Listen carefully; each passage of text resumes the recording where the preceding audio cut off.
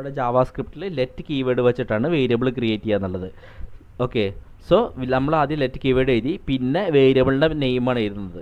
അത് നിങ്ങളുടെ ചോയ്സ് ആണ്. ഞാനിവിടെ യൂസർ നെയിം എക്സാമ്പിളായിട്ട് കൊടുത്തു എന്നുള്ളൂ. ഇപ്പോൾ നിങ്ങൾക്ക് വേണമെങ്കിൽ വേറെ എന്തെങ്കിലും, ഇപ്പോൾ first name, middle name, last name, എന്ത് നെയിം അങ്ങനെ അത് നമുക്ക് ഇഷ്ടമുള്ള കൊടുക്കാം, വേരിയബിൾ നെയിം.